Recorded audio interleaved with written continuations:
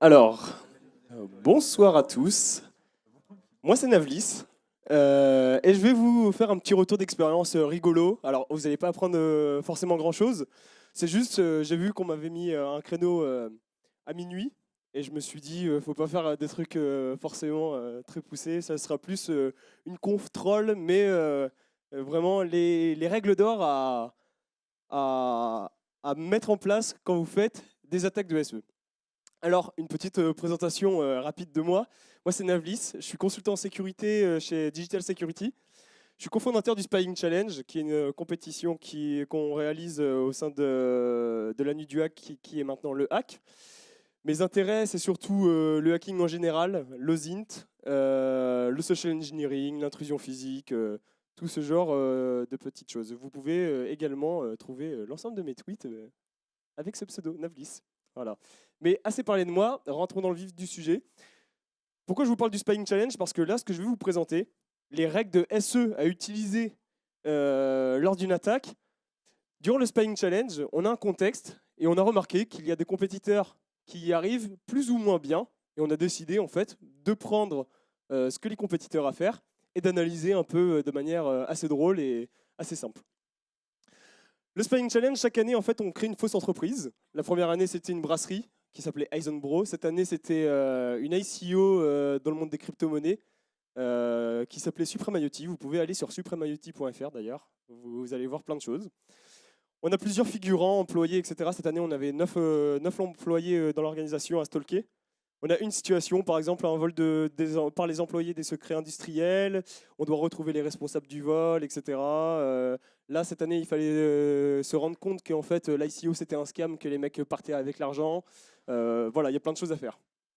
Et tout ça en faisant de l'OSINT, de la filature, du social engineering et de l'intrusion physique. C'est-à-dire l'OSINT, vous avez une phase, une semaine, où vraiment vous allez pouvoir analyser l'organisation.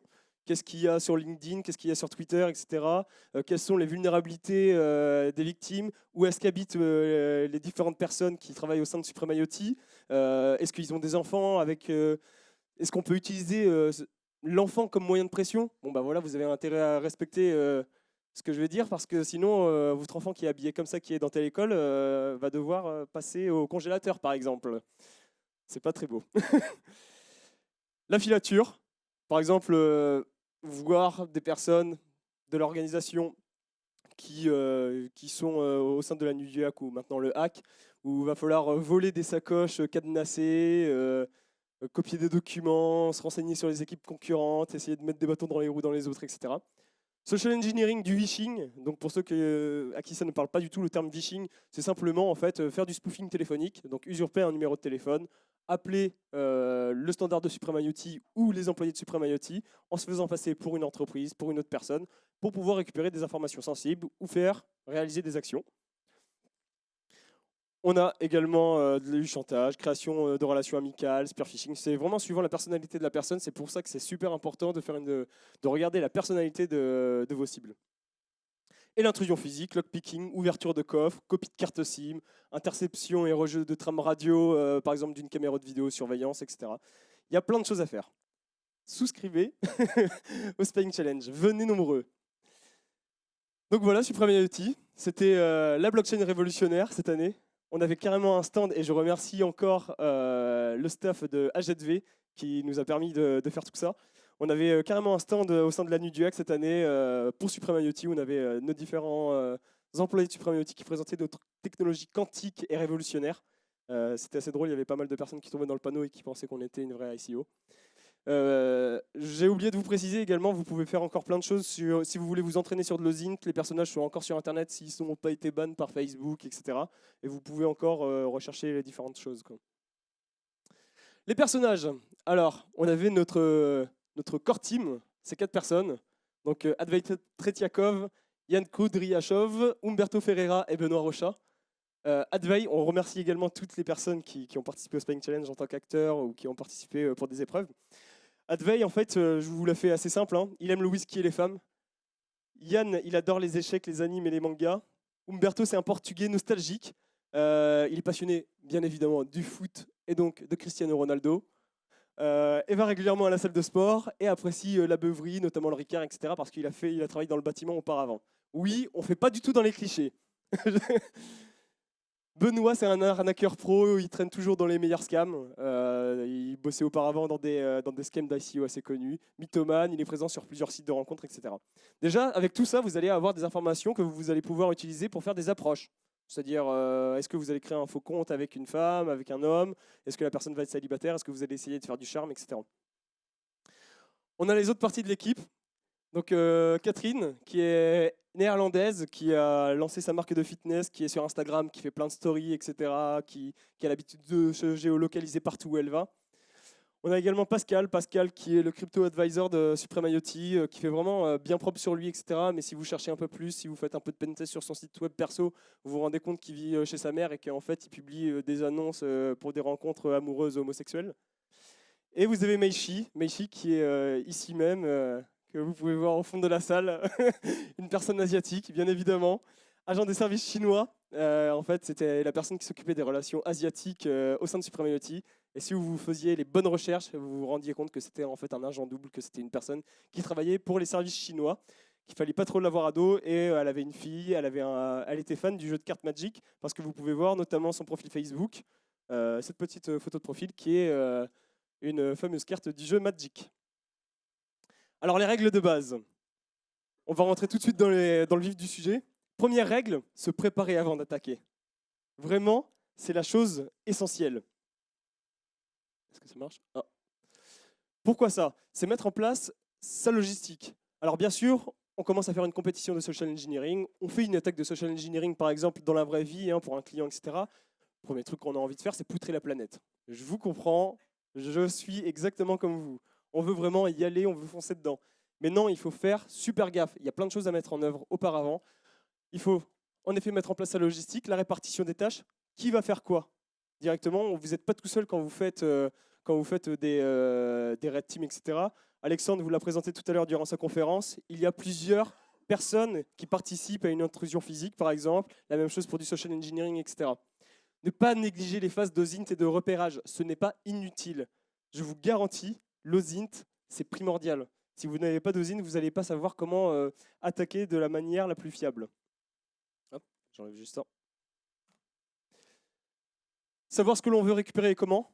Généralement, durant l'émission, le client va vous dire que vous avez des totems à récupérer. Par exemple, ça va être un vol de PC, ça va être un vol de documents spécifiques, ça va être accéder à une salle spécifique.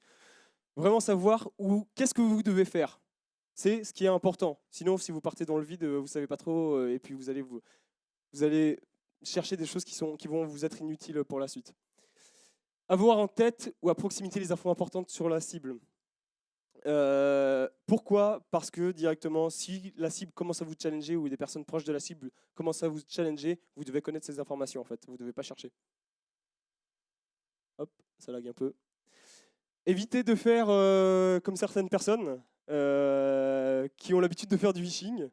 Et en fait, ils n'ont pas regardé à qui appartenait le numéro de téléphone. Ils commencent à faire leur technique de phishing, sauf qu'ils appellent la police néo-zélandaise.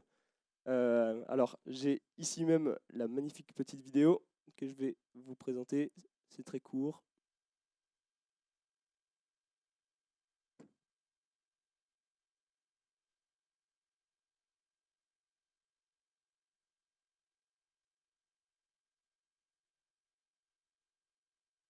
Normalement, on entend, non? Ah, non, du tout. Ok. Vous pouvez lire en attendant.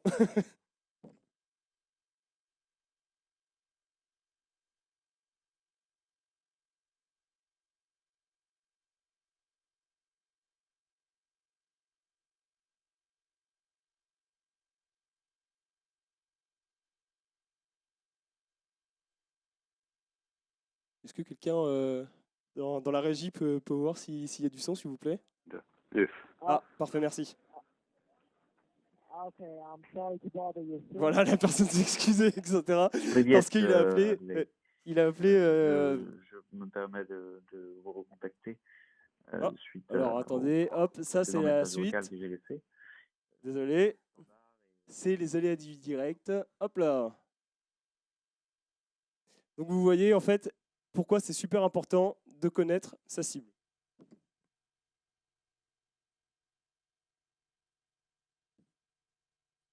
Je relance. Alors, certes, c'est super important de connaître sa cible, de connaître exactement le numéro de téléphone, d'être sûr que, par exemple, ce numéro de téléphone appartient à la bonne personne. Mais il faut également savoir qu'est-ce qu'on va dire à la personne. Et là, ça va être le deuxième extrait. Hop.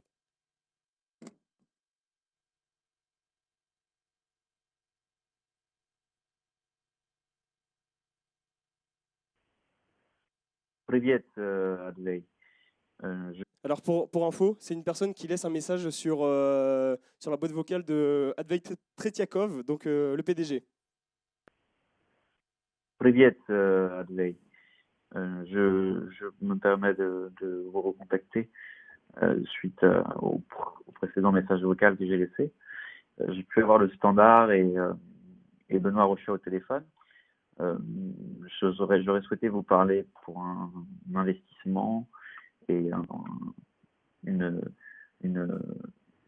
programmation ensemble, une approche.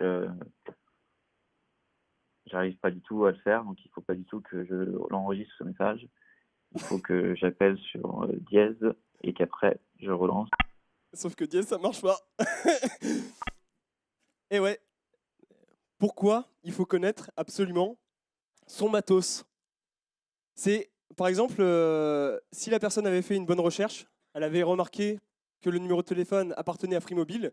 Avec Free Mobile, alors peut-être que d'autres personnes sauront me corriger, hein, mais moi, j'ai pas vu qu'il y avait la possibilité de modifier le message pendant l'enregistrement, contrairement à Orange, à SFR, etc., où vous pouvez appuyer sur dièse et donc modifier le message. Là, vous pouvez pas. C'est pour ça qu'il faut absolument, mais absolument, se préparer avant d'attaquer, en fait. Deuxième règle d'or, utiliser des comptes de stalking plutôt que ses comptes perso. Oui. Pourquoi il faut faire ça? Déjà, parce que c'est facile et pas cher. Alors certes, je vous le concède, c'est chiant. Faire un compte, c'est relou. Aller acheter une carte SIM. Ensuite, associer la carte SIM à un compte mail. Il faut créer le compte mail. Il faut créer ensuite le compte LinkedIn. En effet, ça prend du temps.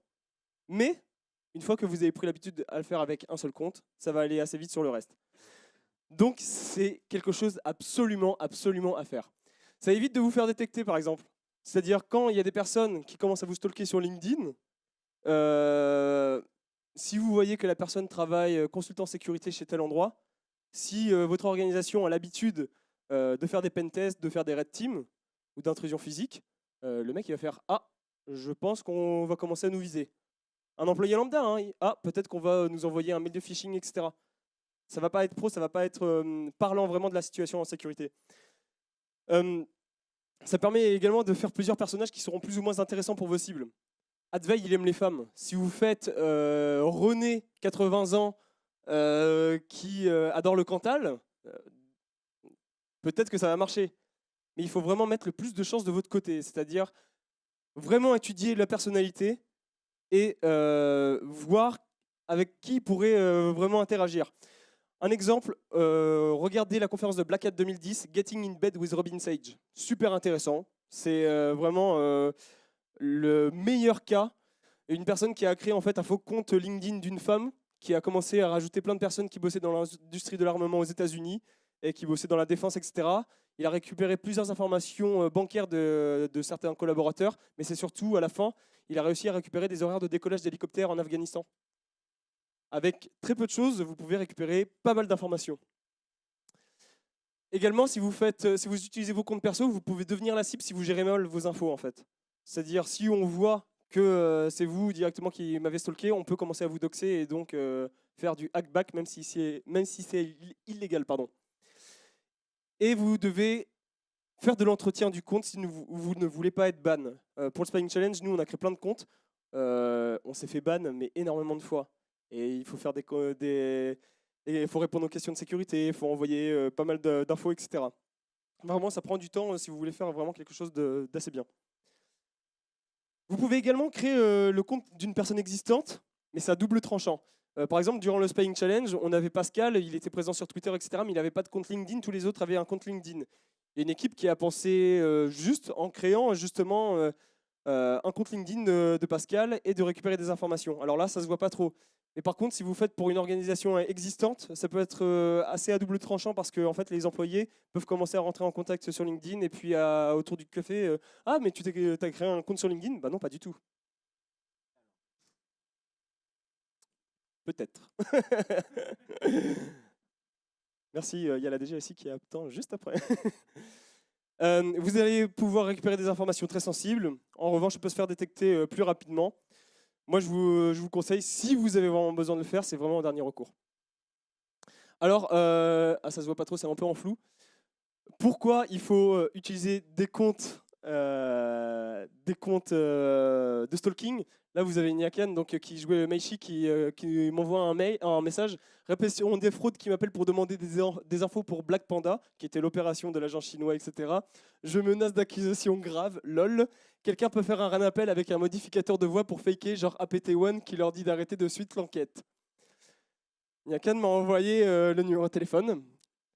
On a pu stalker. On a pu voir que la personne était consultant sécurité, etc. On a eu son prénom. On a pu créer justement avec un modificateur de voix. On a appelé la personne. On a dit bonjour, tel prénom. Merci d'arrêter vos investigations sur telle personne. Sinon, il risque de vous arriver pas mal de problèmes, etc. Pourquoi utiliser également des comptes de stalking? Vous avez Gédéon ici qui demande une info, etc. Sur le Telegram de Supreme IoT. Mais Gédéon, il demande aussi une deuxième information. Où il se fait passer pour une entreprise. En fait, il fait deux scénarios complètement différents, mais avec le même numéro de téléphone. C'est pas très malin. Peut-être que ça vous est arrivé, si vous stalkez, si vous faites de l'osine sur Instagram, vous appuyez sur une photo et vous likez malencontreusement la photo. La même chose sur Twitter. Un compte de stalking, vous pouvez liker la photo, etc. À la limite, c'est pas trop grave. Si c'est votre compte perso, vous faites voir beaucoup plus facilement. Il faut enrichir correctement également les profils sur les réseaux sociaux. C'est super important en fait de pas juste dire bon bah voilà je vais mettre plein d'infos et puis ça passe. Il faut se faire un cursus complet et attirant pour la cible. Si la personne elle est avide de popularité, elle est avide de puissance etc. Vous allez faire par exemple une personne qui a bossé, qui a fait le MIT, qui a fait HEC etc. Qui a fait Polytechnique. Vraiment se rapprocher le plus de la cible. Vous travaillez dans le même domaine, vous pouvez lui faire rencontrer plein de personnes super intéressantes, etc. Il faut vraiment que la personne, elle tombe amoureuse de vous, en fait.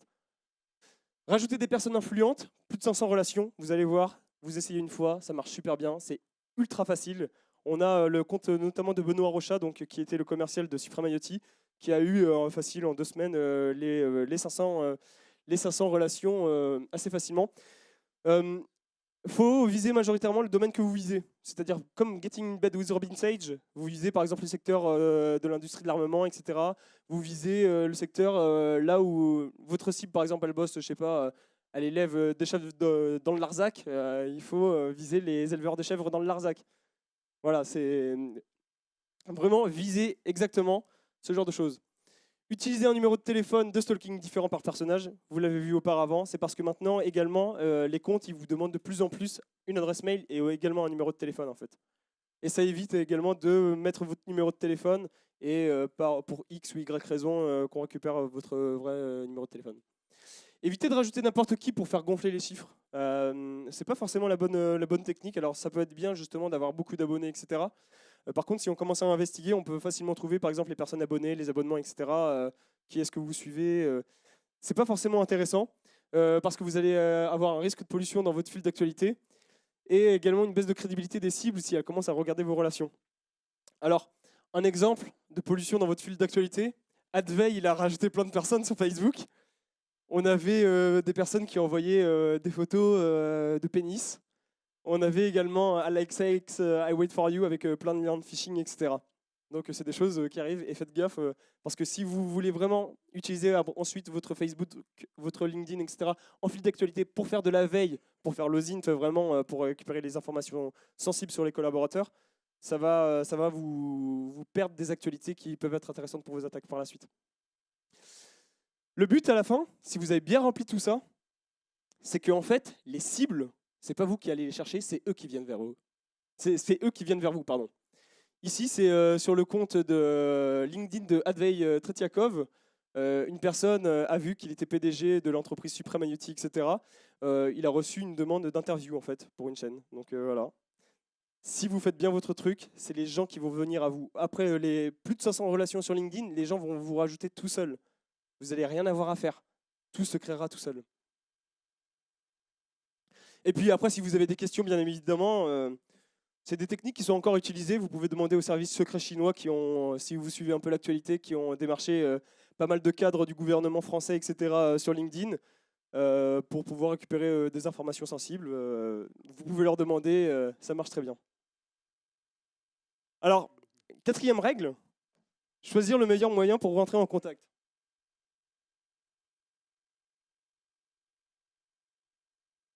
Vous aussi, vous avez eu cette décision très fatale à une époque. Il faut savoir déjà, le but de la prise de contact, qu'est-ce que ça va être? Qu'est-ce que je veux récupérer avec la prise de contact? Est-ce que je veux véhiculer un mail de phishing? Est-ce que je veux juste lui parler et que la personne me parle? Qu'est-ce que vous voulez récupérer directement avec votre prise de contact? Les possibilités, elles sont nombreuses. Il faut voir les réseaux sociaux de la personne. Là, on avait par exemple les mails, les téléphones, les réseaux sociaux, on avait Telegram, etc. Instagram. C'est vraiment des moyens de communication complètement différents. Si vous allez avoir un truc professionnel, ça va être téléphone, mail, LinkedIn. Enfin, vous voyez, c'est vraiment, il y a pour chaque réseau social, pour chaque moyen, il y a vraiment un but précis. Les choses à retenir, évitez d'appeler en privé ou avec son vrai numéro de téléphone. Vrai numéro de téléphone, on a vu pourquoi. Le privé, tout à l'heure, c'est parce que, sincèrement, le spoofing, ça coûte pas si cher que ça. Vous pouvez trouver des sites pour faire du spoofing téléphonique très facilement. Je parle pour le Spying Challenge. Hein. Cette année, on a été sympa, on décrochait même quand c'était en privé. Je pense que l'année prochaine, on dira aux acteurs d'éviter de décrocher si c'est en privé. Quoi.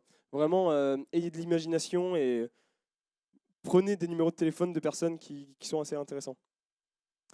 Utilisez à fond le spoofing. Connaître un minimum la personnalité de communication de la cible et adapter son discours. La méthode DISC, par exemple, vous pouvez vous renseigner dessus, c'est assez simple. Ça va vous donner 4 profils différents de moyens de communication, 4 profils de communication différents d'une personne. Alors c'est de la psychologie de comptoir, hein. Je ne suis pas psychologue moi, ok. Mais ça peut vous aider pour pas mal de choses, notamment par exemple si vous êtes au téléphone avec un extraverti, vous allez laisser des blancs. Pourquoi? Parce qu'une personne extravertie va parler d'elle-même, elle va parler toute seule. Une personne introvertie, en revanche, vous allez devoir parler pour que la personne parle justement, pour qu'elle vous lie que des informations. C'est des exemples. Bien identifier les leviers d'influence les plus efficaces sur la cible. Les méthodes MICE, sans souci. MICE qui est, je pense que si vous vous renseignez un peu sur le SE, vous devez connaître la méthode MICE. Le sans souci qui est français, qui est un peu moins connu. J'ai vu des personnes dans les rapports qui utilisaient également la méthode passeport. Je ne connaissais pas du tout, mais c'est à peu près dans le même genre et c'est assez cool. Et utiliser ses passions, absolument. C'est-à-dire la personne, la cible, elle a des passions. Elle aime les collections de timbres, elle aime la musique classique. Regardez le Bureau des légendes, par exemple. Dans le Bureau des légendes, ils utilisent les passions, ce genre de choses, pour pouvoir manipuler les gens. Vraiment, utilisez ça. Par exemple, ici, Meishi, elle utilisait, on a vu, une carte Magic. Qu'est-ce qu'ils ont fait, les mecs? Ils ont fait un mail où ils se sont fait passer pour un store qui vendait la carte Magic, qui est ultra rare. Qu'est-ce qu'elle a fait? Bien évidemment, Maishi, elle a rempli le formulaire où elle a liqué des informations sensibles, etc. The Future Conference, une personne directement, là ils ont visé le CEO, enfin ils ont visé le standard pour le CEO, mais directement ils créent une conférence, Supreme IoT a été sélectionné, donc rareté, donc on est content, comme on est une startup, ah purée, on commence à être un peu l'élite, on commence à vouloir nous choisir, etc. Il y a pas mal de personnes, il y a Tesla, il y a Bill Gates, Elon Musk, etc. Les mecs ils ont fait un site internet, c'est assez classe. Et là où ils ont vraiment bien géré, c'est pour ces aspects purement pratiques. Merci de nous transmettre pour tous vos participants nom, prénom, date de naissance, numéro de téléphone, adresse mail, numéro de carte d'identité passeport, régime alimentaire spécifique, préférence.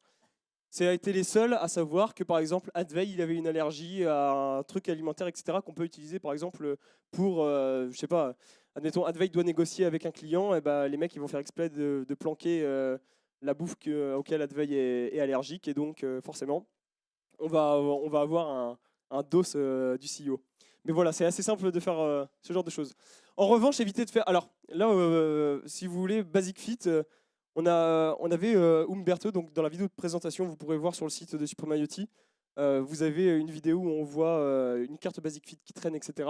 Les personnes ont bien vu la carte, donc ils ont dit voilà, on s'est fait pirater, il va falloir renouveler vos accès, etc. En revanche, ils envoient depuis l'adresse DDBB, quoi. Les gars, faites gaffe, s'il vous plaît. Choisir le meilleur moyen pour entrer en contact. Gru, donc Gru a bien géré, a vraiment super bien géré. Je crois que ça a été le meilleur profil, l'un des meilleurs profils en fait en OSINT. Et puis en interaction, où justement il a fait une femme en fait qui était super intelligente, qui était mignonne, super intelligente, qui connaissait vachement bien l'IoT et puis la blockchain et qui parlait du domaine assez similaire. Pardon. Et donc en fait, elle a pu récupérer pas mal de choses. C'était un mec derrière, bien évidemment. La même chose, ceux qui ont usurpé Blockchain Partner. Blockchain Partner qui est une entreprise qui est super bien connue dans le monde de la blockchain. C'est blockchainpartner.fr attaché. Ils ont juste rajouté un tiret et par contre ils n'avaient pas fait de site web, mais c'était super bien foutu et on était tombé dedans, quoi. Après, il faut quand même adapter son discours. C'est-à-dire que là, Meishi encore, elle a une personne qui commence à lui parler sur Telegram et en fin de compte, elle commence, tu aurais une photo de toi pour que je puisse te reconnaître une fois à la NDH, en mode il essaye de la draguer. Meishi, Nyakan qui est juste derrière, qui répond super bien. Monsieur, je vous prie de garder vos distances, nous ne sommes pas sur un chat rencontre 15-20 ans. Faites gaffe, adaptez votre discours si c'est quelque chose de pro, vraiment, allez-y pro. Et si vous voulez draguer la cible, soyez sûr que la cible a envie d'être draguée. Prendre son temps, super important de prendre son temps. Je vais accélérer, hein, désolé. Hop, ça lag. Faire attention à ce que le spoofing fonctionne. C'est dans la même chose que la logistique. S'assurer de ne pas avoir mis son real name dans le whois. Oui, il y a des personnes qui l'ont fait. C'est pas bien. Faire attention au design, connaître les informations sur la cible, c'est ce que je vous ai dit tout à l'heure, et bien investiguer les données que l'on récupère. Ça va vous être utile pour la suite. Là, par exemple, un site qui est super bien fait, etc., d'une boîte, c'était pas mal comme scénario. En revanche, adresse 13 rue du Bac, USA 1002. OK. Mais surtout, headquarter, quoi. Les gars, utilisez Google Translate la prochaine fois. Mais en tout cas, super bonne idée, quoi. Je tiens à préciser, je ne suis pas là pour dénigrer, hein, c'est juste les petites erreurs. Alors, par contre, il est à noter que les mecs, ils ont fait le site en 20 minutes. Donc, c'est remarquable, hein, ils ont fait vraiment un truc propre. Mais prenez votre temps, c'est pas la peine de faire vraiment en 20 minutes. Mieux vaut faire un truc un peu plus propre, où on va pas trouver les erreurs, pour être sûr que la cible va cliquer. Parce que là, le problème, c'est que la cible, elle clique pas. Et puis, si vous corrigez les erreurs que vous renvoyez 15 minutes plus tard, la cible, elle cliquera toujours pas, quoi. Devenir le roi du phishing. User et abuser du spoofing. Je vous le dis encore. Le spoofing, c'est super important. C'est ce qui rend votre crédibilité. Vraiment. Connaître les grandes lignes de son scénario, mais ne pas suivre un script parce qu'ensuite, ça va s'entendre à la voix. Donc, vraiment être entre les deux. Connaître la cible et des informations et ne pas hésiter à appeler. Juste pour une demande de renseignement. Histoire de connaître la personne, etc. Ça ne vous coûte rien. Le spoofing, c'est super difficile de savoir qui est derrière un spoofing. Je ne sais pas si on a le temps. Ouais, je ne vais pas trop pouvoir. J'avais des exemples de spoofing à vous faire écouter, mais désolé, j'ai mal géré le temps. Je vous les ferai écouter en off si vous voulez. Donc là, vous pouvez voir un Basic Fit. Et en fait, là, il y avait un phishing directement d'une personne qui se faisait passer pour un thésard qui était coach à la salle Basic Fit. Il était en alternance. Et en fait, il proposait un programme de coaching personnalisé à Umberto, gratuit. Et il fallait juste donner ses informations personnelles, son poids, sa taille, sa date de naissance, etc. pour pouvoir personnaliser son programme. Et également les jours où il va aller à Basic Fit. Et comme ça lui permet, lui, directement d'y être et de faire vraiment une relation. Mais c'est surtout de savoir quel jour il est à la salle de sport et donc loin de ses mails, etc. pour faire des choses. Et surtout, la règle d'or, innover, les gars. Et les filles, bien évidemment. Les filles font du super bon boulot aussi en social engineering. Et il faut vraiment innover, c'est-à-dire ne pas se reposer sur ses bases. Il y a plein de choses à faire. Ici, c'est une carte de visite que des mecs ont déposée sur le stand de Supreme IoT, le jour de la nuit du hack. Sauf que en fait, les personnes, ils ont pensé que c'était Supreme IoT qui avait fait des cartes de visite avec le QR code. Non, non, c'est pas nous. C'est une team qui a récupéré comme ça l'ensemble des données personnelles des autres compétiteurs du Spying Challenge. C'est super brillant. Ils ont innové, ils ont réussi à choper des choses. Conclusion, tout ce que je vous ai dit, c'est des bases. C'est des choses basiques, n'importe qui peut les faire, il y a rien de révolutionnaire. Vous connaissez sûrement plus de choses, mais vraiment, prenez en compte ces 7 règles qui sont, je vous l'accorde, hein, toutes bêtes, mais c'est par rapport au retour d'expérience qu'on a eu avec le Spying Challenge. Mais malheureusement, ces règles, elles ne sont pas toujours respectées. Vous pouvez leur demander, par exemple, au GRU ou au service chinois. Bah, on peut toujours les détecter. Merci.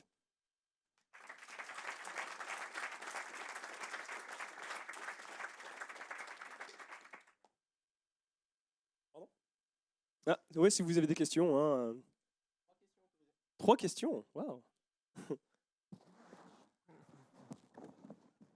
Non, personne?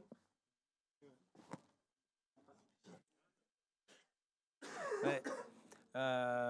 C'est carrément mieux que ce que tu te disais que ça allait être. Non, c'était cool. Par contre, tu dis pas hésiter à appeler tout ça. Après, tu donnes quand même ta voix, donc tu as un peu qu'une seule chance quand tu appelles. Parce que tu peux spoofer autant de numéros que tu veux.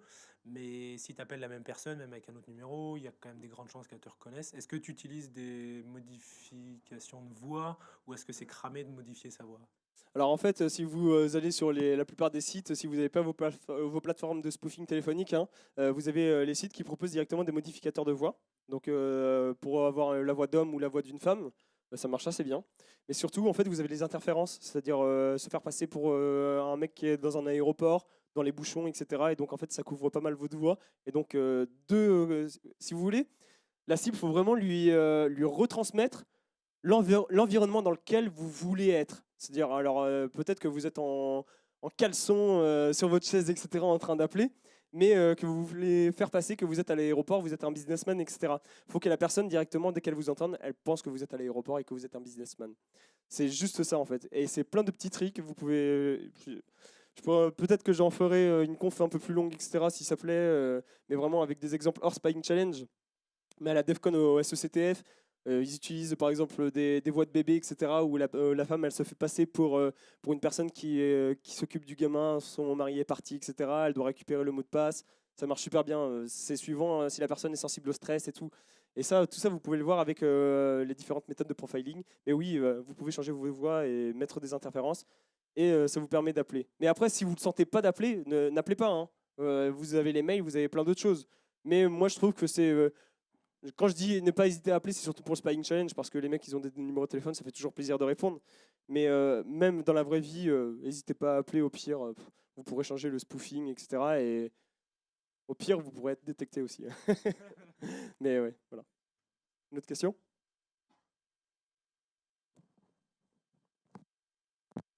Oh, habile. Habile, lui. Bonjour. Salut. J'avais une question par rapport aux différents faux comptes que vous avez faits, etc. Pour expérience, j'en ai fait beaucoup et beaucoup de fois, je suis très souvent flag dès le début, etc. Donc, est-ce que vous avez des techniques spéciales ou je sais pas. Alors, ouais, technique spéciale, on s'est fait flag énormément de fois aussi. On s'est fait ban plusieurs fois et même pendant le Spying Challenge, la page de Supreme IoT sur Facebook était ban, etc. Si tu veux vraiment une astuce pour pas se faire voir facilement, c'est vraiment en fait faire vivre ses comptes. C'est-à-dire ton compte mail, tu le crées avant, tu fais un peu vivre ton compte mail. Ensuite, tu vas aller sur Facebook, tu commences à voir des choses, à rajouter des petits trucs, etc. Et vraiment te connecter tous les jours. C'est chiant, hein, mais c'est des petites routines et tout à avoir. Et pourquoi ça va aussi être super important de se connecter tous les jours? Pour voir si tu t'es fait ban en fait. Et là, si tu t'es fait ban, et bah, tu commences à faire des requêtes, etc. Voilà, j'ai envie que vous re-uploadiez mon compte, etc. Et ça prend du temps. Et donc, la solution, qu'est-ce que c'est? Bah, c'est juste de créer son compte de stalking à l'avance et de faire plein de comptes à l'avance, de les entretenir régulièrement, etc. pour pouvoir les utiliser. Mais pas les créer, par exemple, 2 jours avant la mission, quoi. Alors, souvent aussi, je tombe dans le cas où ils demandent la carte d'identité, par exemple. Ouais, je suis entièrement d'accord. Euh, Comment dire? Écoutez, laissez la police faire son travail. Croyez bien que. Mais il y a d'autres moyens que. Enfin voilà. Ok. Mec, la règle 7, imagination, créativité.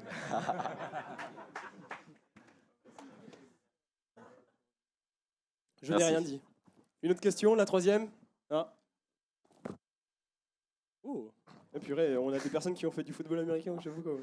Du coup, tu dis de préparer ses comptes bien à l'avance, mais tu dis aussi de vraiment les cibler directement. Ouais. Du coup, faut préparer vraiment beaucoup de comptes pour tous les cas possibles. En fait, c'est si tu veux un compte Facebook par exemple, tu vas pouvoir rajouter des personnes un peu random, etc. Tu vas pas avoir forcément comment dire, à faire un compte lié à la profession de la personne sur Facebook. Tu vois, Facebook, c'est pas fait pour tout ce qui est professionnel, etc. En revanche, sur LinkedIn, oui, là, ça va être galère parce qu'il faut vraiment faire un compte lié à tel domaine. Mais LinkedIn, c'est super rapide. Sincèrement, je te dis, en moins d'une semaine ou 2 semaines, on a pu avoir plus de 500 relations. Et c'est surtout en moins d'1 à 2 semaines, bah, on s'est jamais fait ban sur LinkedIn, quoi.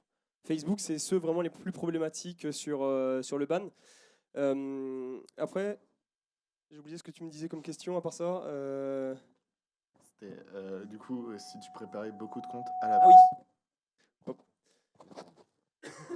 Et donc, tu peux commencer déjà à créer des personnages pour, par exemple, stalker sur Instagram, sur LinkedIn, sur Twitter.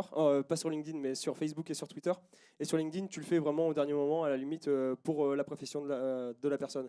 Mais sinon, avoir au moins des comptes Facebook de stalking pour au moins faire des requêtes Facebook Graph Search. Instagram, ça marche super bien. Je fais de plus en plus de zines sur Instagram et sur Snapchat. Parce que la nouvelle génération, en fait, eh ben, quand elles sont au boulot, ben, elles aiment bien partager ce qu'ils font au boulot.